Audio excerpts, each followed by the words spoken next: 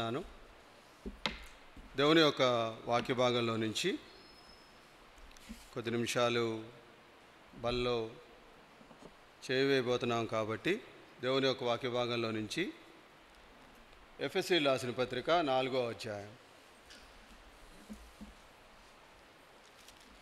ఎఫెసీ రాసిన పత్రిక 4వ అధ్యాయం.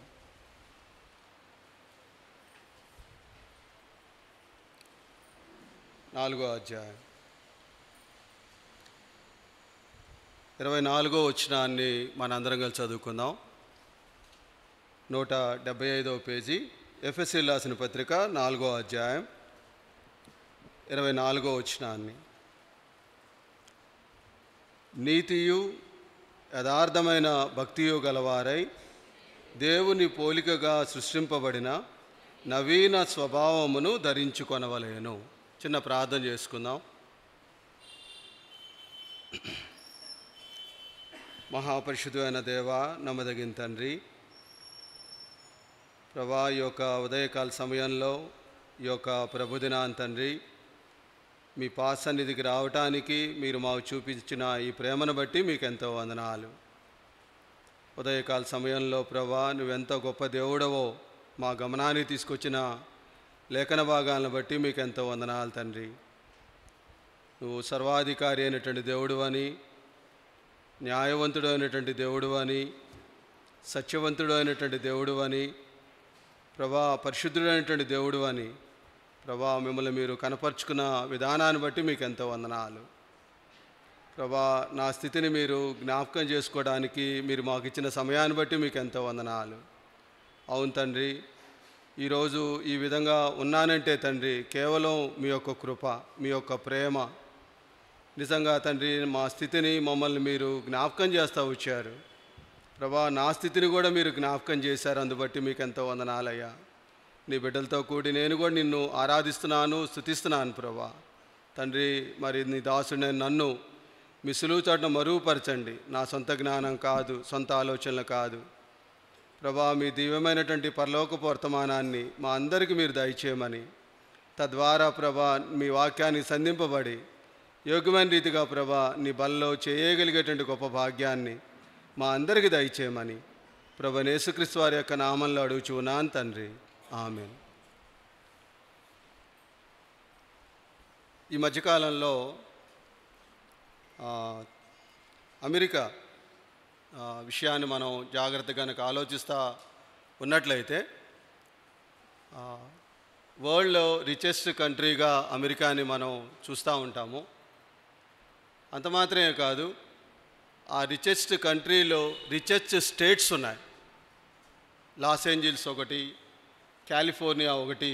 ఈ రెండు కూడా అమెరికాలో రిచెస్ట్ స్టేట్స్ అన్నమాట. ఆ ప్లేసెస్లో కనుక మనం నివసించాలంటే ఓన్లీ రిచ్ పీపుల్స్ మాత్రమే దాంట్లో నివసించడానికి అవకాశం ఉంటుందన్నమాట. అయితే ఈ మధ్యకాలంలో మన అందరం కూడా వింటానే ఉన్నాం, అక్కడ అడవులు తగలబడిపోయి కొన్ని వేల మంది ధనవంతులు అవ్వచ్చు, లక్షలు కోట్లు సంపాదించినటువంటి ఇళ్ళు కట్టుకొని ఉన్నటువంటి వాళ్ళన్నీ కూడా బూడిదైపోయినాయి. ఎంచేత ఆ విధంగా జరుగుతూ ఉన్నది అని ఆలోచించినట్లయితే వాళ్ళకు ఒక స్లోగన్ ఉంది, కాన్స్టిట్యూషన్లో స్లోగన్ ఒకటి ఉంది, గాడ్ వి ట్రస్ట్. మేము దేవుణ్ణి సేవిస్తాము. అది మర్చిపోయారు వాళ్ళ జీవితాల్లో. లాస్ ఏంజల్స్లో, హాలీవుడ్లో ఉన్నటువంటి వాళ్ళందరూ కూడా వాళ్ళ యొక్క జీవితాలు ఎలా అయిపోయినాయి అంటే ఒక భయంకరమైనటువంటి జీవితం జీవిస్తూ దేవుణ్ణి కూడా మర్చిపోయారు, దేవుణ్ణి ఆరాధించడమే మర్చిపోయారు వాళ్ళ జీవితాల్లో. కాలిఫోర్నియా కూడా అట్లానే ఉండిపోయింది. చివరికి ఎలా అయిపోయిందంటే స్వలింగ సంపర్కం అంటారనమాట. అంటే మగవాళ్ళని మ్యారేజ్ చేసుకోవటం, ఆడవాళ్ళని మ్యారేజ్ చేసుకొని ఒక భయంకరమైనటువంటి పరిస్థితిలోకి వాళ్ళు వెళ్ళిపోయినప్పుడు దేవుని యొక్క ఉగ్రత దేవుడు అంత మాత్రం కూడా విడిచిపెట్టల వాళ్ళని. అటువంటి పాపంలో వాళ్ళు జీవించారు. దేవుడు వాళ్ళకి వార్నింగ్ ఇచ్చాడనమాట. ఇది ఎక్కడి నుంచి వచ్చిందంటే బైబిల్లో కూడా ఒక రిచెస్ట్ ప్లేస్ సొదొమ గొమొరాలు కూడా ఉన్నాయి. అది కూడా ఇదివరకు చాలా రిచెస్ట్ ప్లేస్. అది సేమ్ కాన్సిక్వెన్సెస్ అక్కడ జరిగినాయి. ఇప్పుడు యేసుప్రభు దేవుడు ఏం చేశాడు? అగ్నిని పంపించి కాల్చివేశాడు. వాళ్ళ జీవితాల్లో అమెరికన్ పీపుల్స్లో ఉన్నటువంటి ఆ స్టేట్స్లో ఉన్నటువంటి వాళ్ళల్లో యథార్థమైనటువంటి ఆరాధన వాళ్ళు మర్చిపోయారు,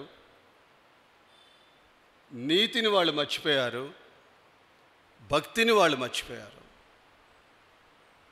దేవుని యొక్క ఉగ్రతకి వాళ్ళు లోను కావాల్సిన పరిస్థితి వచ్చింది. నాకు దేవుడు ఈ సంఘానికి వాగ్దానం ఇచ్చినప్పుడు కూడా, దేవా ఎందుకు సంఘానికి ఈ విధమైన వాగ్దానం ఇచ్చావు అని నేను దేవునిలో ప్రార్థన చేస్తూ ఉన్నప్పుడు, నా మటుకు నేను వ్యక్తిగతంగా ఆరాధనలో, నీతి విషయంలో, భక్తి విషయంలో దేవునికి నేను దూరంగా ఉన్నానేమో, దేవుని దృష్టిలో యథార్థమైనటువంటి హృదయాన్ని నేను కలిగి ఉండట్లేదేమో అని నన్ను నేను పరీక్షించుకునే విధంగా దేవుడు సంఘానికి వాగ్దానాన్ని నాకు కూడా దయచేశాడని చెప్పి నేను ఆలోచించాను.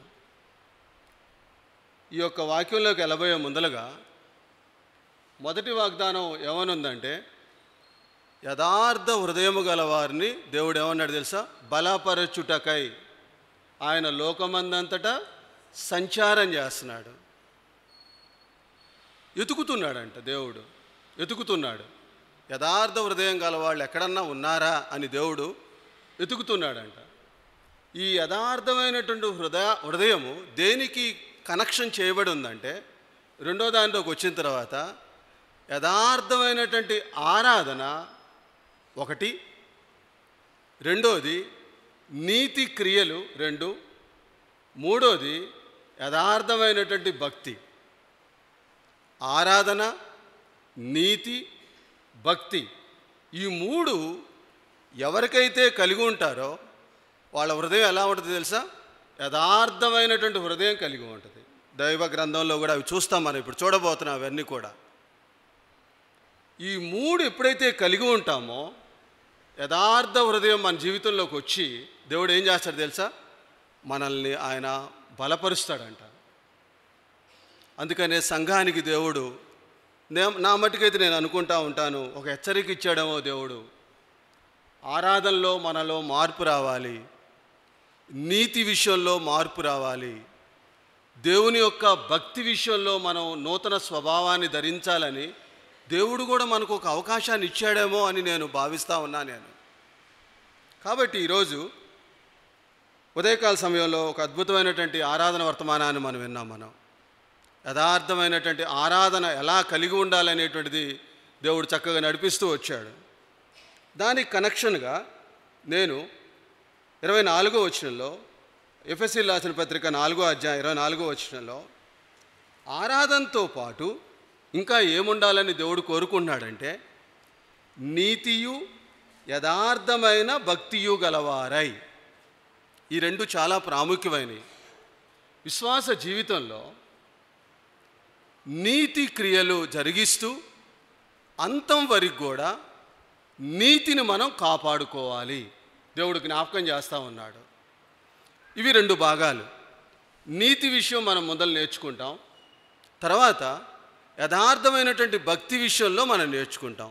ఈ రెండిటి విషయాల్లో దేవుడు నూతనమైనటువంటి స్వభావాన్ని ధరించుకొని ఈ యొక్క 2025వ సంవత్సరం మనం జీవించాలని దేవుడు జ్ఞాపకం చేస్తూ ఉన్నాడు.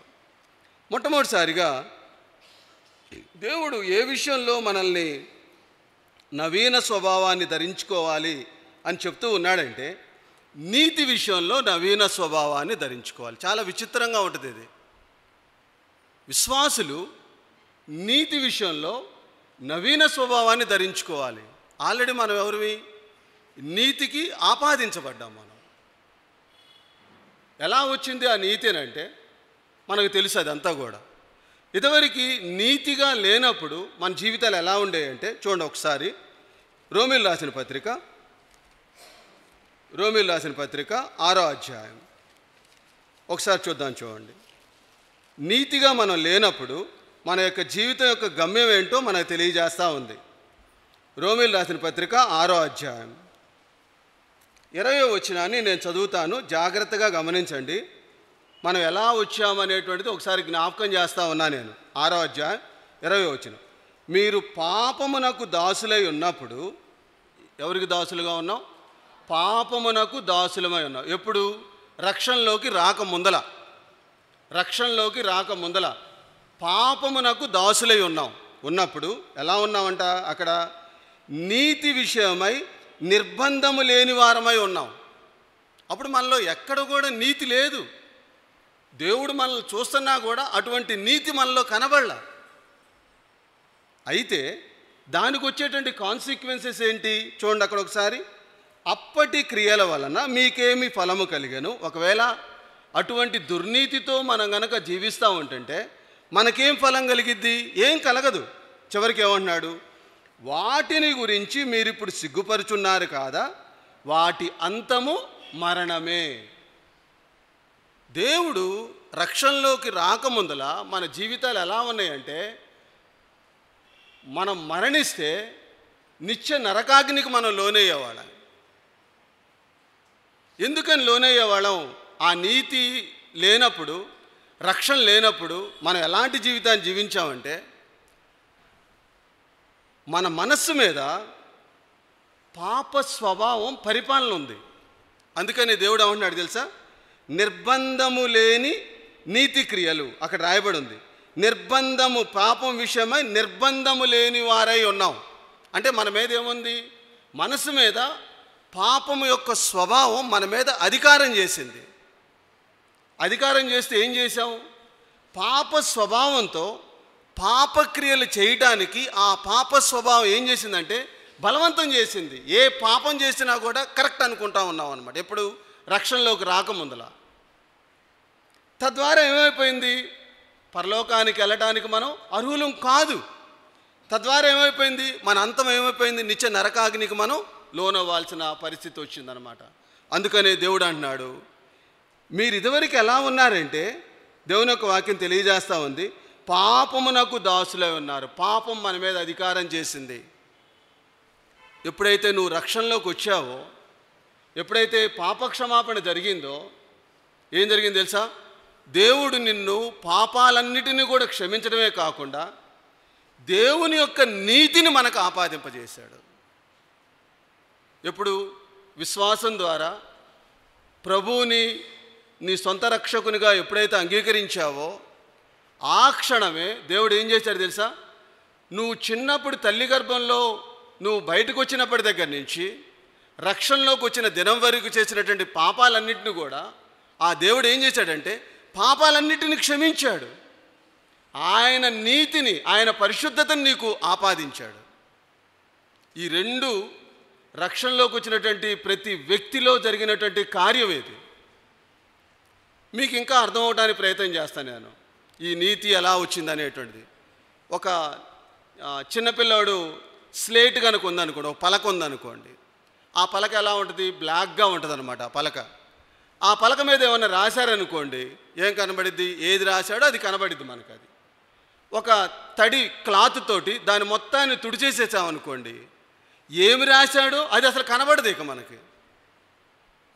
తడి క్లాత్ తోటి ఆ రాసినటువంటి అక్షరాలు ఏవి కూడా తడి క్లాత్తో కనుక రుద్దేస్తే ఏమీ కనబడవు. నా పాపాలని దేవుడు ఆ విధంగా క్షమించాడు. రక్షణలోకి వచ్చిన దినాన ఆ విధమైనటువంటి పాప క్షమాపణ ప్రతి బిడ్డలో జరిగించాడు. అయితే మన అంతం ఎలా ఉండాలంటే, అటువంటి అక్షరాలు లేనటువంటి, ఎటువంటి దోషం లేనటువంటిది, రక్షణలో దేవుడు ఎటువంటి అవకాశం అయితే మనకిచ్చాడో, ఎటువంటి పాపం లేని వ్యక్తిగా మనం నీతిమంతులంగా ఆ పరలోకానికి వెళ్ళాలనే దేవుడు నీతిని మీరు ధరించుకోవాలని దేవుడు జ్ఞాపకం చేస్తూ ఉన్నాడు. అంటే రక్షించబడినటువంటి బిడ్డలు, విశ్వాసులుగా చెప్పుకున్నటువంటి బిడ్డలు ఏ విషయంలో తప్పిపోతున్నారు? దేవుడిచ్చినటువంటి నీతి విషయంలో తప్పిపోతున్నాం అని దేవుని యొక్క వాక్యం తెలియజేస్తూ ఉంది. దేవుడిచ్చినటువంటి రక్షణని, మనం ఆయన ఇచ్చినటువంటి ఔన్నత్యాన్ని మర్చిపోతున్నాం అని దేవుని యొక్క వాక్యం తెలియజేస్తూ ఉంది మనల్ని. ఎప్పుడైతే ఒక విశ్వాసి తన జీవితంలో నీతిని ఎప్పుడైతే పోగొట్టుకుంటాడో,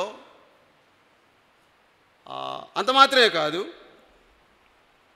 ఎప్పుడైతే ఒక విశ్వాసి నీతిని పోగొట్టుకుంటా ఉన్నప్పుడు వాళ్ళ జీవితాల్లో కలిగేటువంటి మార్పులు ఏంటంటే, వాళ్ళు ఏ పాపం చేసినా కూడా ఎలా చేస్తారో తెలుసా? సొంతగా తను ఎలా అయితే పాపం చేయాలనుకున్నాడో తన ఇష్టపూర్తిగానే పాపం చేస్తాడు. అది దేవుడు బలవంతం చేయడు పాపం చేయమని రక్షణలోకి వచ్చినటువంటి బిడ్డని. ఒక వ్యక్తి రక్షణలోకి వచ్చిన తర్వాత పాపం చేస్తున్నాడంటే తన ఇష్టపూర్తిగానే చేస్తున్నాడు. అది తద్వారా ఏమైతే తెలుసా? ఆ పాపానికి నువ్వు నేను లెక్కప్ప చెప్పాలి.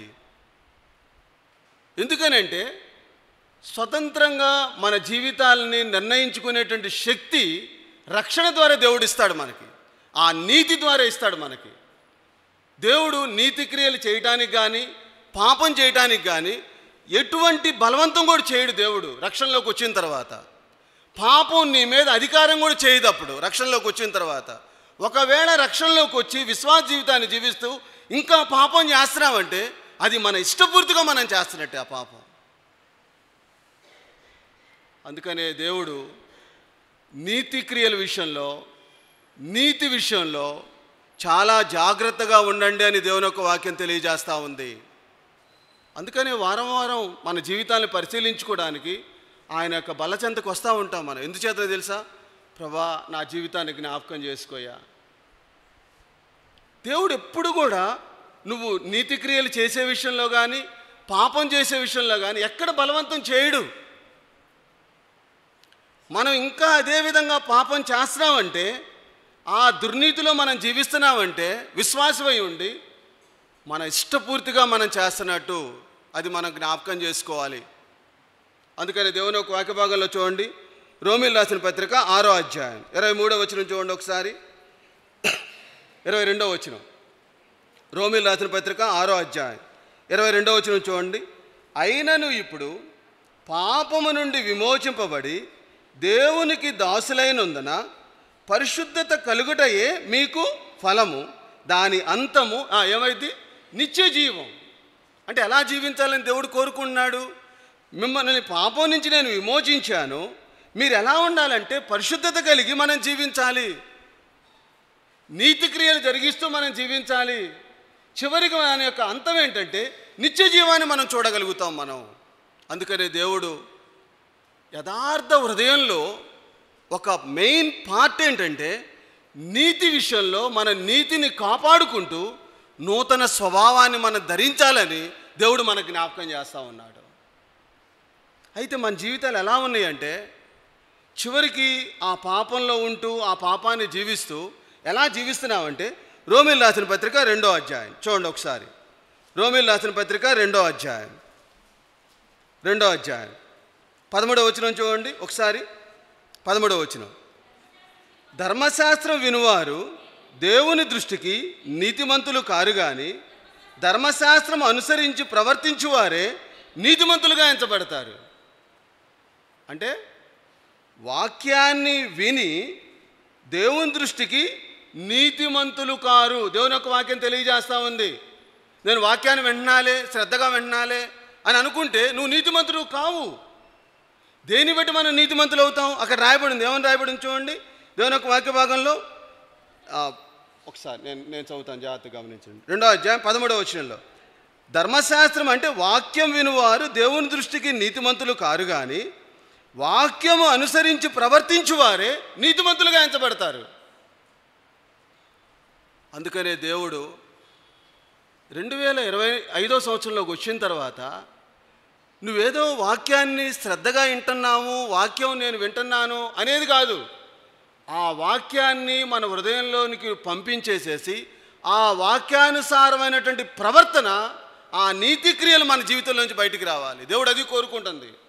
ఆ విషయంలో నవీన స్వభావాన్ని ధరించుకోవాలని దేవుడు జ్ఞాపకం చేస్తూ ఉన్నాడు.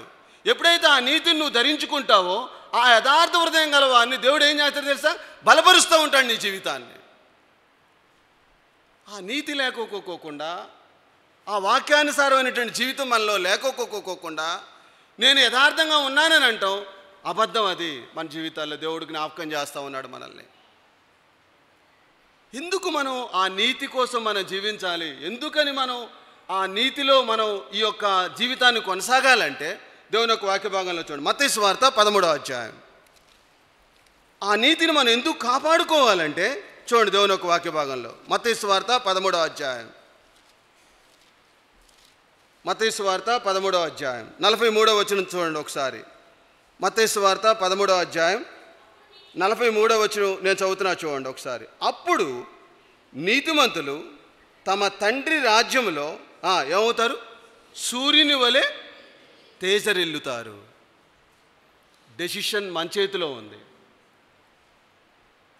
దేవుడు బలవంతం చేయడు.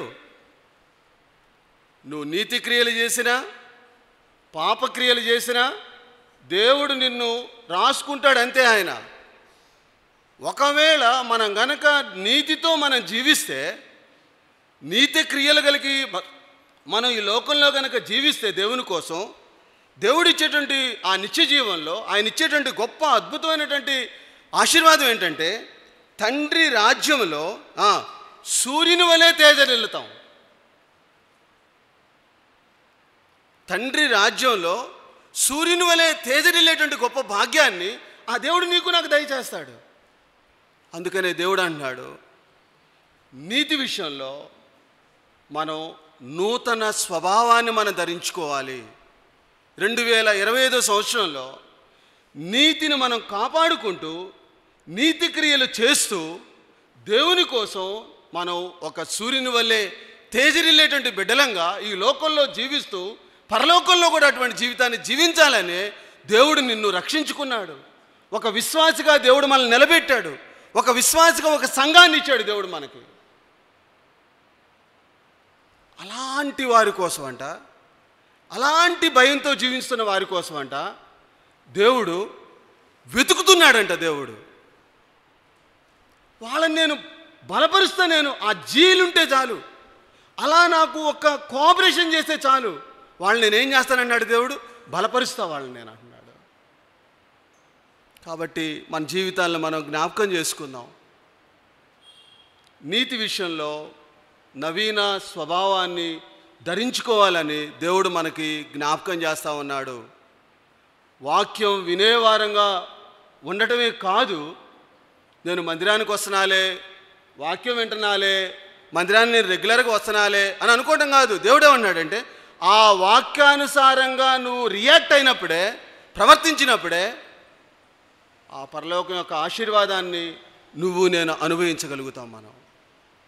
అది మనం జ్ఞాపకం చేసుకుందాం మనం. అందుకనే దేవుడు మూడో విషయంలో యథార్థ హృదయం కలిగి ఉండాలంటే నువ్వు ఏం కలిగి ఉండాలంటే నీతి విషయంలో నవీన స్వభావాన్ని మనం ధరించుకోవాలి.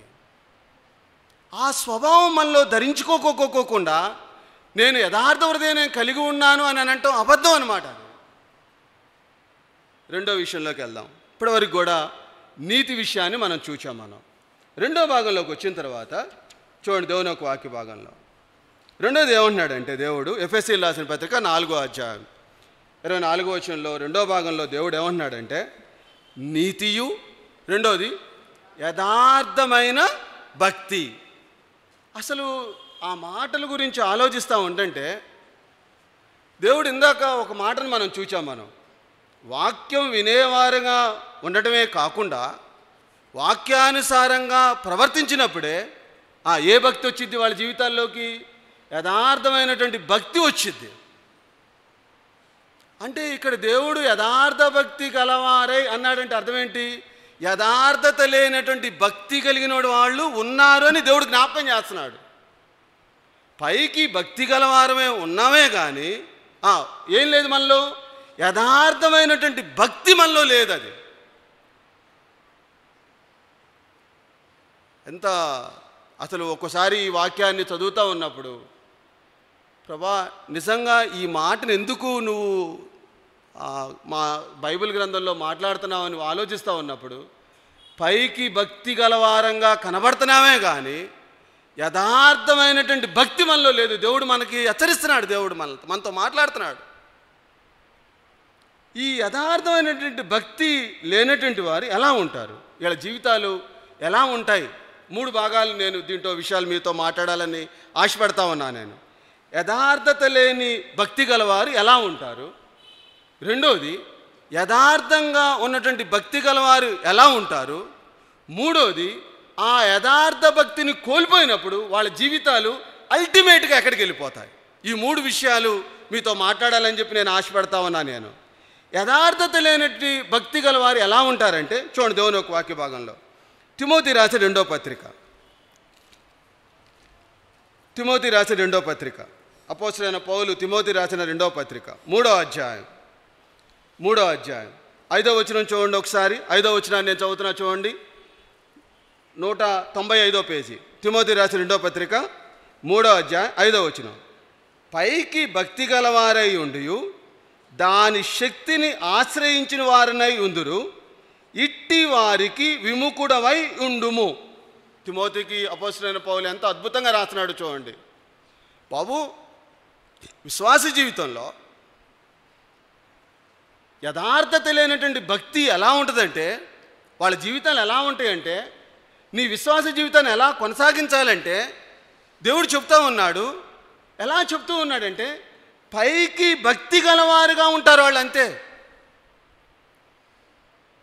కానీ ఆ పైకి భక్తి గలవారై ఉండి ఆ దేవుడిచ్చేటువంటి ఆ శక్తిని ఆశ్రయించలేనటువంటి శక్తివిహీనులుగా ఉంటారన్నమాట. అలాంటి జీవితాన్ని నువ్వు జీవించద్దు. దైవభక్తి విషయంలో నువ్వు దేవుని యొక్క శక్తిని ఆశ్రయిస్తూ యథార్థమైన భక్తిని నువ్వు కలిగి ఉండాలని తిమోతికి అపోస్తలుడైన పౌలు వార్నింగ్ ఇస్తున్నాడు. ఈ లోకం ఎలా ఉందంటే, విశ్వాసులు ఎలా ఉన్నారంటే, సంఘంలో ఉన్నటువంటి విశ్వాసులు మన గురించి మాట్లాడితే దేవుడు ఏమన్నాడంటే, పైకి భక్తి గలవారంగా కనబడుతున్నాం, లోపల యథార్థత లేదని దేవుని యొక్క వాక్యం తెలియజేస్తూ ఉంది. దీనికి ఒక ఎగ్జాంపుల్స్ కూడా దేవుడు ఉపమానంలో చెప్పాడు. ఎటువంటి ఉపమానం చెప్పాడు తెలుసా? మనకు తెలిసిన వాక్య భాగం తీయండి. లూకాసు వార్త ఒకసారి రండి. లూకాసు వార్త ఎట్లా ఉంటాయంటే, వాళ్ళ మన జీవితాల గురించి మనతో మాట్లాడుతూ ఉన్నాడు దేవుడు. ఒక ఉపమానం కూడా చెప్పాడు ఆయన. ఈ యథార్థత దైవభక్తి విషయంలో ఒక ఎగ్జాంపుల్ కలిగిన ఉపమానాన్ని దేవుడు చెప్తా ఉన్నాడు. లూకాసు వార్త 18వ అధ్యాయం 11-12 వచనాలు ఒక వ్యక్తి గురించి మాట్లాడుతూ ఉన్నాడు ఇక్కడ. 11-12 వచనాలు. ఎవరు ఆయన అని అంటే, పరిసయ్యుడు. ఈ పరిసయ్యుడు అంటే ఎవరు?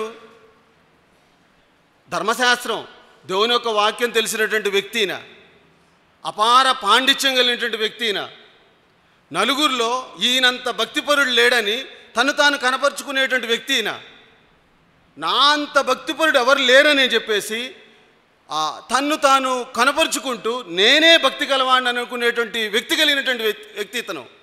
నాకు దేవుని యొక్క వాక్య విషయంలో నాకు తప్పితే ఎవరికి లేదనేటువంటి చెప్పేటువంటి వ్యక్తిన పరిసయ్యుడు అంటే అది. ఆయన లక్షణాలు అవి. వాళ్ళ యాటిట్యూడ్ ఎలా ఉంటుందో తెలుసా? దేవుడు తెలియజేస్తా ఉన్నాడు చూడండి. యథార్థమైనటువంటి భక్తి ఎలా ఉంటుందో చెప్తా ఉన్నాడు చూడండి. యథార్థత లేనటువంటి భక్తి. పరిసయ్యుడు నిలబడి, దేవా, నేను చోరులను, అన్యాయస్తులను, వ్యభిచారులైనను, ఇతరుల మనుషులనైనను, ఇదిగో ఇక్కడ నా పక్కనున్నాడు చూసా, ఈ సుంకరి వలనైనను ఉండనందుకు నీకు కృతజ్ఞతాస్తులు. ఎవరిని కంపారిజన్ చేసుకున్నాడు? దేవుణ్ణి నా జీవితంలో కంపారిజన్ చేసుకోవట్లా. ఎవరైనా పాండిత్యం కలిగినటువంటి వ్యక్తి, నా అంత జ్ఞానం కలిగిన వ్యక్తి ఎవరు లేరని చెప్పేసి, దైవ జ్ఞానం నాకే ఉందని చెప్పేసేసి తను ఎవరితో కంపారిజన్ చేసుకున్నా అంటే, దొంగల్ని, అన్యాయం చేసేవాళ్ళని, వ్యభిచారస్తుల్ని, ఇదిగో ఇతర మనుషుల్ని చేస్తూ మళ్ళీ ఇంకేమన్నాడు తెలుసా? 12వ వచనంలోకి రండి. వారమునకు 2 మార్లు ఉపవాసము చేయుచు. వీళ్ళు మళ్ళీ ఏం చేస్తూ ఉంటారు? పైకి మనుషులు కనబడడానికి ఉపవాసం కూడా చేస్తారంట. దేవుడు చెప్తా ఉన్నాడు, పైకి భక్తి గలవారే ఉంటూ దేవుని యొక్క శక్తి లేకపోకుండా వాళ్ళ జీవితాలు ఎలా కొనసాగుతూ ఉన్నాయంటే, వారమునకు 2 మార్లు ఉపవాసం చేయుచు వారి సంపాదనలో, అక్కడ రాయబడి చూడండి, నా సంపాదన అంతటిలో 10వ వంతు చెల్లించున్నానని తనలో తాను ప్రార్థించుకుంటున్నాడు. ఎక్కడ ప్రార్థన చేస్తున్నాడు? బయటకు కూడా చేయట్లా. ఎక్కడ చేస్తున్నాడు? తనలో ప్రార్థన చేసుకుంటున్నాడు. తను అనుకుంటా ఉన్నాడు అన్నమాట. కానీ ప్రార్థన చేస్తూ ఉన్నప్పుడు ఎవరు వింటున్నారు? ఇది దేవుడు వింటున్నాడు. మన జీవితాల గురించి కూడా దేవుడు మనతో మాట్లాడుతూ ఉన్నాడు. పైకి ఉపవాసం కూడా ఉంటారంట, పైకి దేవునికి పరిచర్యకి సంపాదనలో 10వ వంతు కూడా ఇస్తున్నాడంట. దేవుని బిడ్డ అని చెప్పుకుంటా ఉన్నాడు, ప్రార్థన చేస్తూ ఉన్నాడు. ఇతని విషయం పక్కన పెడదాం. 13వ వచనంలోకి రండి. అయితే సుంకరి దూరముగా నిలబడి ఆకాశం వైపు కనులెత్తుటకైనను ధైర్యము చాలక రొమ్ము కొట్టుకొనుచు, దేవా పాపినైన నన్ను కరుణించుము అని పలికెను. సుంకరి పరిసేడు విషయంలో సుంకరి తన జీవితాన్ని, తన పాపాన్ని దేవుని సన్నిధిలో ఒప్పుకున్నాడు. ప్రభా, నా జీవితం ఇది ప్రభా, నేను పాపం చేశాను ప్రభా, నన్ను జ్ఞాపకం చేసుకోయా. దేవుడు వీళ్ళిద్దరి విషయంలో చివరి రిజల్ట్ చూడండి. 14వ వచనం చూడండి. 14వ వచనం, అతని కంటే ఇతడు ఏమయ్యాడు? నీతిమంతుడుగా. ఎవరు సాక్ష్యం ఇచ్చారు? దేవుడు సాక్ష్యం ఇచ్చాడు. ఈ ఇద్దరు వ్యక్తుల్లో ఎవరికి సాక్ష్యం ఇచ్చాడంటే దేవుడు సాక్ష్యం ఇచ్చాడు. మన జీవితంలో మనుషులు మన గురించి చెప్పినప్పుడు వాళ్ళు ఇచ్చేటువంటి సాక్ష్యం విషయంలోనే సంతృప్తి పొందుతాం. కానీ దేవుడు మన విషయంలో ఎలా ఆలోచిస్తున్నాడు అనేటువంటిది మనం ఆలోచించాం. ఉదయకాలం ఆరాధనలో కూడా అదే చూసాం మనం. యోబు విషయంలో దేవుడు యథార్థపరుడని దేవుడే తన గురించి సాక్ష్యం ఇచ్చాడు. దేవుడు నా గురించి, నా జీవితం గురించి, ఆయన ఈ లోకంలో నేను జీవిస్తున్నప్పుడు నా గురించి ఏమనుకున్నాడు, నా భక్తి ఎలా ఉంది, దేవుడు నా భక్తి విషయంలో నన్ను ఎలా పరీక్షిస్తున్నాడు అనేటువంటి భయంతో జీవించాలని దేవుడు జ్ఞాపకం చేస్తూ ఉన్నాడు. దైవ గ్రంథంలో అలాంటి జీవితాన్ని జీవించారు చాలామంది. ఈ పరిచయులు ఎలా ఉంటారంటే వారి భక్తిని అతిశయించి కనపరుచుకునేటువంటి భక్తి కలిగి ఉంటారు. పైకి భక్తి కనపరుచుకునేటువంటి భక్తిగా కలిగి ఉంటారు వాళ్ళు. దేవుడిచ్చేటువంటి సాక్ష్యానికి వాళ్ళు సమయం ఇవ్వరు. దేవుడిచ్చేటువంటి నా గురించి నా దేవుడు ఏమనుకుంటున్నాడు అనేటువంటి ఆ దృక్పథంతో వాళ్ళ జీవితాలు వెళ్ళవు. అందుకనే దేవుడు అన్నాడు, యథార్థత లేనటువంటి భక్తి కలిగినటువంటి వారు కూడా ఉన్నారు అని దేవుడు జ్ఞాపకం చేస్తూ ఉన్నాడు.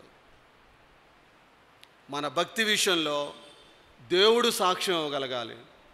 దావీదుని అన్నాడు, నా హృదయానుసారుడు అన్నాడు. యోబుని అన్నాడు, యథార్థపరుడు అన్నాడు. అబ్రహాముని అన్నాడు, నీతిమంతుడు అన్నాడు. అదేవిధంగా మోషే గురించి అన్నాడు, ఇల్లంతటిలో నమ్మకస్తుడు అన్నాడు. ఎలా ఉన్నాయి మన జీవితాలు? ఎలా కొనసాగుతూ ఉన్నాయి? దేవుడు అన్నాడు, యథార్థమైన భక్తి గలవారై నూతన స్వభావాన్ని ధరించుకోండి 2025 సంవత్సరంలో అయినా సరే అని దేవుడు జ్ఞాపకం చేస్తూ ఉన్నాడు మన స్థితిని. దేవుడు మనకు సాక్ష్యం ఇవ్వగలగాలి. మనుషుల కోసం ఆశ్రయిస్తూ మనుషుల్ని ఆశ్రయించినంత కాలం మనలో దేవుని యొక్క యథార్థతమైనటువంటి భక్తి మన జీవితంలోకి రాదు. అది దేవుని యొక్క వాక్య భాగంలో ఎంతోమంది బిడ్డల గురించి దేవుడు ఎంత గొప్ప సాక్ష్యం ఇచ్చాడు చూడండి. దినవృత్తాంతాలు 2వ గ్రంథం చూడండి ఒకసారి. దినవృత్తాంతాలు 2వ గ్రంథం 24వ అధ్యాయం. ఒక్కొక్క వ్యక్తి గురించి మీకు ఇంటికి వెళ్ళిన తర్వాత మీరు ఒకసారి చూసుకోండి. ఒక్కొక్క వ్యక్తి గురించి దేవుడు ఎలా మాట్లాడుతూ ఉన్నాడో చూడండి. దినవృత్తాంతాలు 2వ గ్రంథం 24వ అధ్యాయం 24వ అధ్యాయం 2వ వచనం చూడండి ఒకసారి. 2వ వచనం 24వ అధ్యాయం 2వ వచనం. యాజకుడైన యెహోయాదా బ్రతికిన దినములన్నీయు యోవాషు యెహోవా దృష్టికి ఎలా ఉన్నాడంట? యథార్థముగా ప్రవర్తించాను. ఎవరిచ్చారు ఇది? దేవుడిచ్చాడు సాక్ష్యం. ఈ సాక్ష్యాన్ని మన యొక్క అంతమంలో, మన యొక్క దైనందిన జీవితంలో మన గురించి అటువంటి సాక్ష్యం ఇవ్వగలుగుతాడా? ఇంకోటి చూపిస్తాను చూడండి. 25:2లోకి రండి. మళ్ళా దినవృత్తాంతాల 2వ గ్రంథం 25:2. ఇక్కడ ఈ వాక్యాన్ని జాగ్రత్త గమనించండి. 25:2 చూడండి. అతడు ఎవరంటే అమజ్యా గురించి మాట్లాడుతూ ఉన్నాడు దేవుడు. అతడు యెహోవా దృష్టికి యథార్థముగా ప్రవర్తించెను కానీ, మళ్ళా దేవుడు అన్నాడు యథార్థముగా ప్రవర్తించెను కానీ ఏం లేదంటే తనకి పూర్ణ హృదయంతో ఆయనను, అంటే ఆ జీవితంలో ఏం లేదు, నీతి లేదు, యథార్థత, ఆరాధన లేదు. అందుకని దేవుడు ఏం చేస్తున్నాడు, అరే బాబు నువ్వు యథార్థంగా ఉన్నావు కానీ లోకంలో నీలో ఏం లేదు, యథార్థమైనటువంటి హృదయం నీ జీవితంలో లేదు. యథార్థంగా ప్రవర్తించను కానీ ఏం లేదంట, దేవుని మీద పూర్ణ హృదయం తన జీవితంలో లేదు. దేవుడు కరాఖండిగా సాక్ష్యం ఇస్తూ ఉన్నాడు. మూడో వ్యక్తి గురించి మాట్లాడదాం చూడండి. 26వ అధ్యాయం 4వ వచనంలోకి రండి. 26:4లో ఉజ్జియా గురించి ఏం చెప్తున్నాడు చూడండి. అతడు తన తండ్రి అయిన అమజ్యా చర్య అంతటి ప్రకారము యెహోవా దృష్టికి ఎలా ఉన్నాడంట, యథార్థముగా ప్రవర్తించును. మళ్ళా 27:6లోకి రండి. 27:6 రెండో దినవృత్తాంత గ్రంథములు 27:6. యోతాము తన దేవుడైన యెహోవా దృష్టికి యథార్థముగా ప్రవర్తించి. ఎవరు చెబుతున్నారు వీళ్ళందరి గురించి? దేవుడు సాక్ష్యం ఇస్తున్నాడు. మన జీవితాల్లో మన గురించి దేవుడు ఎలాంటి సాక్ష్యం ఇస్తున్నాడు? దేవుడు అంటున్నాడు, యథార్థత లేని భక్తి కలిగి మన జీవితాన్ని కొనసాగించద్దు. యథార్థత కలిగినటువంటి భక్తి నువ్వు నేను ధరించుకోవాలని దేవుడు జ్ఞాపకం చేస్తూ ఉన్నాడు. ఈ నీతి, ఈ యథార్థమైన భక్తి దేంట్లోకి నడిపించిద్దంటే యథార్థ హృదయంలోకి మనల్ని నడిపించింది. తద్వారా ఏమైంది, దేవుడు నిన్ను బలపరుస్తాడు. ఆయన ఒక భాగం చూచాము. యథార్థత లేనటువంటి భక్తి కలిగినటువంటి వారు ఎలా ఉంటారో మనం చూసాం. యథార్థమైనటువంటి భక్తి ఎలా ఉంటుంది అని అంటే రెండో భాగంలోకి వద్దాం చూడండి. తిమోతి రాసిన మొదటి పత్రిక. యథార్థత కలిగినటువంటి భక్తి ఎలా ఉంటుందంటే వాళ్ళ జీవితాలు ఎలా ఉంటాయి అంటే చూడండి. మొదటిది 4 విషయాలు మీతో మాట్లాడతాను నేను దీంట్లో. తిమోతి రాసిన మొదటి పత్రిక 4వ అధ్యాయం 8వ వచనం. శరీర సంబంధమైన సాధకము కొంచెం మట్టుకే ప్రయోజనకరమవును కానీ దైవ భక్తి అంటే దేవునిలో ఉన్నటువంటి భక్తి, దేవుని కోసం నువ్వు జీవిస్తున్నప్పుడు, ఆ దైవభక్తితో నువ్వు జీవిస్తున్నప్పుడు ఏమైందంట, దైవభక్తి ఇప్పటి జీవ విషయంలోను రాబోవు జీవ విషయంలోను వాగ్దానముతో కూడినందున అన్ని విషయంలో ఏమవుతుంది, నీకు ప్రయోజనకరమైంది. అందుకని సూర్యుని వలె వాళ్ళు ఏమవుతారు, తేజరిల్లుతారు వాళ్ళు. ఏ భక్తి? యథార్థమైనటువంటి భక్తి, దైవభక్తి కలిగి ఉన్నప్పుడు ఇప్పటి జీవ విషయంలోనూ రాబో జీవ విషయంలోనూ వాళ్ళు ఏమవుతారు, దేవునికి ప్రయోజనకరమైంది. అటువంటి భక్తి కలిగి జీవించాలని దేవుడు జ్ఞాపకం చేస్తున్నాడు మనల్ని. షాలేంలో ఉన్నటువంటి విశ్వాసులు ఇటువంటి దైవభక్తి కలిగి భయంతో జీవించాలని దేవుడు అందుకని ఈ సంవత్సరం మనకు వాగ్దానాన్ని ఇచ్చాడు దేవుడు. రెండో భక్తి చూడండి. తిమోతి రాసిన మొదటి పత్రిక 2వ అధ్యాయం 1వ చూడండి. 2వ అధ్యాయం 1వ వచనం. మనము ఏముండాలంటే అక్కడ సంపూర్ణ భక్తియు మాన్యతయు కలిగి. ఇంకో భక్తి ఏంటి? సంపూర్ణమైనటువంటి భక్తి. మన భక్తి ఎలా ఉండాలంటే అసంపూర్ణంగా ముగించడానికి వీల్లేదు. ఒక విశ్వాసి యొక్క భక్తి సంపూర్ణమైనటువంటి భక్తిగా మనం జీవించగలగాలి. యథార్థమైనటువంటి ఆరాధన, యథార్థమైనటువంటి నీతి, యథార్థమైనటువంటి భక్తితో మనం జీవించాలి. అది సంపూర్ణతలోకి నడిపించేది. తద్వారా ఏమైంది తెలుసా? నెమ్మది. దేవుడు అన్నాడు అక్కడ, నెమ్మదియు సుఖముగాను బ్రతుకు నిమిత్తము. ఏమైంది? ఆ సంతోషం కలిగినటువంటి ఆ సంపూర్ణమైనటువంటి భక్తి నిన్ను దేంట్లోకి నడిపించిద్దంటే సుఖంగా బ్రతకడానికి నిన్ను నడిపించేది. అందుకని ఈ యొక్క మనం ఆ భక్తి భావన దేవుని మీద ఆధారపడకపోవటం వల్లే ఉద్రేకాలు ఎక్కువైపోతున్నాయి మన జీవితాల్లో. భావోద్రేకాలు ఎక్కువైపోతూ ఉన్నాయి. అందుకనే లేనిపోయినటువంటి అనారోగ్య సమస్యలు మన జీవితంలోకి వస్తూ ఉన్నాయి. దైవభక్తి, సంపూర్ణమైనటువంటి భక్తి మన జీవితంలో ప్రవేశించాలని దేవుడు జ్ఞాపకం చేస్తూ ఉన్నాడు. మూడో భక్తి చూడండి, తిమోతి రాసిన మొదటి పత్రిక 6వ అధ్యాయం 6వ వచనం చూడండి ఒకసారి.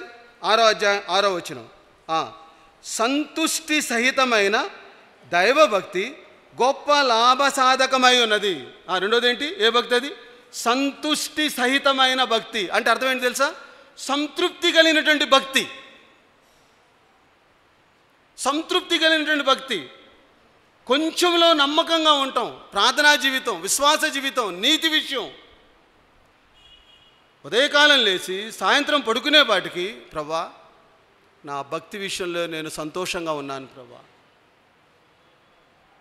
అలాంటి భక్తి భావన, అలాంటి జీవితం మన జీవితంలో ఉందా? దేవుడు మనల్ని జ్ఞాపకం చేస్తూ ఉన్నాడు. 4వ చెప్తున్నాను, యాకోబు రాసిన పత్రిక 1వ అధ్యాయం. యాకోబు రాసిన పత్రిక 1వ అధ్యాయం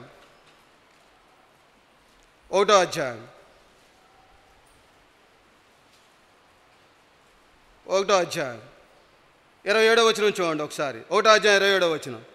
తండ్రి అయిన దేవుని ఎదుట పవిత్రమును నిష్కలంకమునైన భక్తి. ఏ భక్తి అది? పవిత్రమును నిష్కలంకమునైన భక్తి. అంటే అర్థం ఏంటి? పరిశుద్ధమైనటువంటి భక్తి. ఎందుకని పరిశుద్ధమైనటువంటి భక్తి? నీ దేవుడు పరిశుద్ధుడు కాబట్టి నువ్వు నేను కూడా ఏ భక్తిని కలిగి ఉండాలి? పరిశుద్ధమైనటువంటి భక్తి కలిగి ఉండాలి. అది యథార్థత కలిగినటువంటి భక్తి. పైకి భక్తి కలిగారు అంటే నిజంగా ఆ దైవభక్తి ఉందా? నిజంగా ఆ సంపూర్ణమైనటువంటి భక్తి మన జీవితంలో ఉందా? నిజంగా ఆ సంతుష్టి కలిగినటువంటి భక్తి మన జీవితంలో ఉందా? నిజంగా ఆ పరిశుద్ధత కలిగిన భక్తి మన జీవితంలో మనం కొనసాగిస్తున్నామా? అందుకని దేవుడు అన్నాడు, అలాంటి యథార్థమైనటువంటి హృదయం కలిగినటువంటి వారిని నాకు కనబట్టలేదు అన్నాడు దేవుడు. లోకమందంతటా సంచారం చేస్తున్నాడంటే దేవుడు. కాబట్టి మన జీవితాల్లో మనం జ్ఞాపకం చేసుకుందాం. 2 విషయాలు చూసాం. యథార్థమైనటువంటి భక్తిలో యథార్థత లేనటువంటి భక్తి కలిగినటువంటి వారు ఎలా ఉంటారు, యథార్థత కలిగినటువంటి భక్తి కలిగిన వారు ఎలా ఉంటారు. చివరికి ఈ యథార్థతను మనం కోల్పోయినప్పుడు భక్తిహీనతలోకి వెళ్ళిపోతాం మనం. ఈ భక్తి, యథార్థమైన భక్తి మనలో కోల్పోయినప్పుడు భక్తిహీనతలోకి వెళ్ళిపోతూ ఉంటాం. దట్ ఈస్ ద చివరి స్టేజ్ అనమాట. అది ఆ స్టేజ్లో ఎలా ఉంటామంటే చూడండి, దేవుని ఒక వాక్య భాగంలో యాకోబు రాసిన పత్రిక 1వ అధ్యాయం. యాకోబు రాసిన పత్రిక 1వ అధ్యాయం. భక్తిని మనం పోగొట్టుకున్నప్పుడు ఎలాంటి జీవితంలో మనం వెళ్తూ ఉంటామంటే 1వ అధ్యాయం 26వ వచనం చూడండి ఒకసారి. 26వ వచనం. ఎవడైనను నోటికి కళ్ళెము పెట్టుకొనక తన హృదయమును మోసపరచుకొనుచు భక్తి గలవాడనని అనుకొని నేడల వాని భక్తి వ్యర్థమే. నీలో ఆ యథార్థతను నువ్వు కోల్పోయినప్పుడు, దైవభక్తిని నువ్వు కోల్పోయినప్పుడు చివరి స్టేజ్ ఎక్కడికి వెళ్ళిపోతావో తెలుసా? అక్కడేం రాయబడింది? నోటికి కళ్ళెము పెట్టుకొనక. ఆ యథార్థతని, ఆ భక్తి, దైవభక్తి అది కోల్పోయినప్పుడు ఏమొస్తాయి? విపరీతమైన మాటలు వస్తాయి. రెండోది, అట్లా మాట్లాడేటప్పుడు, ఆ విధంగా ప్రవర్తించేటప్పుడు హృదయం ఎంత మోసపరిచిద్దో తెలుసా? అందుకని దేవుడు ఏమన్నాడు తెలుసా? యథార్థ హృదయం కలిగి ఉండమని అన్నాడు దేవుడు. ఆ హృదయం మనకేం చేసిద్ది తెలుసా? ఆ భక్తిహీనతలోకి వెళ్ళినప్పుడు ఆ హృదయం అంట మనల్ని ఎలా చేసిద్ది చూడండి. తన హృదయమును మోసపరుచుకొనుచు. అంటే అర్థం ఏంటి? నేను మాట్లాడేది కరెక్ట్, నేను ఇది కరెక్ట్ అంతే, నేను మాట్లాడేది సత్యం, ఇది అంతే. అంటే హృదయం ఏం చేస్తుంది? నువ్వు మాట్లాడేది కరెక్ట్ అని నిన్ను మోసం చేస్తుంది. అది ఏం కోల్పోయినప్పుడు? ఆ భక్తిని నువ్వు ఎప్పుడైతే కోల్పోతూ ఉంటావో, నోటి విషయంలో కానీ భక్తి విషయంలో కానీ హృదయం నిన్నేం చేస్తుందంటే మోసం చేస్తాను, పూర్తిగా నిన్ను డామినేట్ చేసిద్ది. అది చివరికి దేవుడు ఏమన్నాడు తెలుసా? భక్తి గలవాడవని అనుకుని నేడలా ఇంకా అప్పుడు కూడా ఏం చేస్తుంది? అరే నువ్వు ఇలా ఉంటాం భక్తే, దేవుడు నిన్ను కోరుకున్నాడని చెప్పేసి అది నిన్ను మారుస్తూ ఉంటుంది. దేవుడు అన్నాడు చివరికి ఏమన్నాడు తెలుసా? వాని భక్తి వ్యర్థమే. కంక్లూషన్ ఇస్తున్నాడు దేవుడు. అందుకనే దేవుడు అంటున్నాడు, యథార్థమైన భక్తిని నువ్వు ధరించుకోవాలి. నూతన స్వభావాన్ని ధరించుకోవాలి. మన హృదయాన్ని మనం మోసపరుచుకొంచు భక్తి గలవారంగా మనం ఉంటూ భక్తి లేనటువంటి జీవితాన్ని మనం జీవిస్తూ ఉన్నాం. అందుకనే దేవుడు మనకు జ్ఞాపకం చేస్తూ ఉన్నాడు, నీ హృదయంలో యథార్థత లేదు. దేవుడు మనకు జ్ఞాపకం చేస్తున్నాడు. మళ్ళా కీర్తనాకారుడు అంటాడు చూడండి, 26వ కీర్తన, 26వ కీర్తన. కీర్తనాకారుడు అంటాడు 26వ కీర్తనలో 1వ వచనం 36 చూడండి, 36 నేను చదువుతా చూడండి. భక్తిహీనులు అంటే పైకి భక్తి గలవారంగా ఉంటూ దేవుని యొక్క శక్తిని ఆశ్రయించుకోకుండా వచ్చేటువంటి చివరి స్టేజ్ ఏంటంటే భక్తిహీనత. ఆ భక్తిహీనులు హృదయంలో, వాళ్ళ హృదయం ఎలా ఉంటుందంటే అతిక్రమము. ఇందాక మనం నేర్చుకున్నాం కదా, నోటికి కళ్ళెము. హృదయం మోసం చేసినప్పుడు వాళ్ళ జీవితంలోకి ఏం ప్రవేశించిద్దంటే అతిక్రమము ప్రవేశించి వాళ్ళు మళ్ళీ ఎలా పలుకుతూ ఉంటారు తెలుసా? దేవోక్తి వలె పలుకుతారు. మళ్ళీ వాళ్ళు దైవభక్తిని మాట్లాడుతూ ఉంటారు. మళ్ళీ వాళ్ళు వాని దృష్టి ఎదుట దేవుని భయము బొత్తిగా లేదు. దేవుడు అంతా మన గురించి ఆలోచిస్తూ ఉన్నాడు, మన జీవితాల గురించి ఆలోచిస్తూ ఉన్నాడు దేవుడు. ఆయన బల్ల చేతిలో మనం చేయబోతున్నాం. ఆయన బల్లలో కొద్ది నిమిషాలు మనం చేయబోతున్నాం. నీతి విషయంలో, భక్తి విషయంలో యథార్థత కలిగి నూతన స్వభావాన్ని ధరించుకోవాలని దేవుడు మనకు జ్ఞాపకం చేస్తూ ఉన్నాడు. ఇటువంటి జీవితంతో మనం గనక ముగిస్తే అది వ్యర్థమే, ఆ భక్తి వ్యర్థమే అని దేవుడు జ్ఞాపకం చేస్తూ ఉన్నాడు.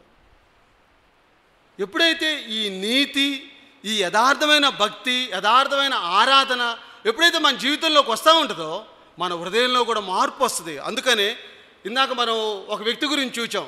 పైకి యథార్థంగానే ఉన్నాడు, కానీ ఎలా ఉంది తన జీవితంలో పూర్ణ హృదయం దేవుని సన్నిధిలో ఆ హృదయం తన జీవితంలో యథార్థంగా లేదు. దేవుడు నిన్ను నన్ను ఆ విధంగా అంటున్నాడేమో. ఒకవేళ దేవుడు అన్నాడు, వీటి విషయంలో యథార్థత కలిగి యథార్థమైనటువంటి హృదయం కలిగి ఉంటే నేను నిన్ను బలపరుస్తాను. 2025వ సంవత్సరంలో దేవుడు మనకు జ్ఞాపకం చేస్తూ ఉన్నాడు, మానవ శక్తితోటి నీతిని భక్తి కూడా మనం చేయొచ్చు. మానవ శక్తితోటి నీతి భక్తి చేయొచ్చు, కానీ అది యథార్థమైనటువంటి దేవుడు అంగీకరించేటువంటి విశ్వాస క్రియలు మాత్రం కాదు. అది జ్ఞాపకం చేసుకుందాం. మనం నవీన స్వభావంలోకి వెళ్దాం, నూతన స్వభావంలోకి వెళ్దాం. దేవుని యొక్క శక్తి చేత మనం వెళ్తున్నామా, మానవ శక్తి చేత మనం వెళ్తున్నామా, అది మనం జ్ఞాపకం చేసుకుందాం. అందుకనే దేవుడు అన్నాడు, నీతియు యథార్థమైన భక్తిని మీరు ధరించుకొని యథార్థమైనటువంటి హృదయం కలిగి మనం జీవించాలని దేవుడు కోరుకుంటున్నాడు. అందుకనే 2025వ సంవత్సరంలో దేవుడు అంటున్నాడు, యథార్థమైనటువంటి ఆరాధన, నీతి క్రియలు, దేవుని దృష్టిలో యథార్థమైనటువంటి నీతి క్రియలు, యథార్థమైనటువంటి భక్తి కలిగి మనం జీవించాలని, అటువంటి స్వభావాన్ని ధరించుకొని దేవునికి యథార్థమైన హృదయంతో మనం జీవించాలని దేవుడు మనకు జ్ఞాపకం చేస్తూ ఉన్నాడు. వాళ్ళంట దేవుడు బలపరుస్తాడంట, లోకమందంతటా సంచారం చేస్తాడంట దేవుడు. అల్టిమేట్గా దేవుడు ఏం చేస్తాడు సార్? సూర్యుని వలె తేజస్సుతో మనల్ని నింపుతాడంట దేవుడు. దేవుని కోసం జీవిద్దామా? లోకంలో ఉన్న శక్తి కోసం మనం జీవిద్దామా? లోకాన్ని సంతృప్తిపరచడానికి మనం జీవిస్తున్నామా? దేవుణ్ణి మనం సంతృప్తిపరచడానికి మనం జీవిస్తున్నామా? తలలోంచుకుందాం, దేవుని వైపు చూద్దాం. ఆ బలలో మనం చేయబోతున్నాం.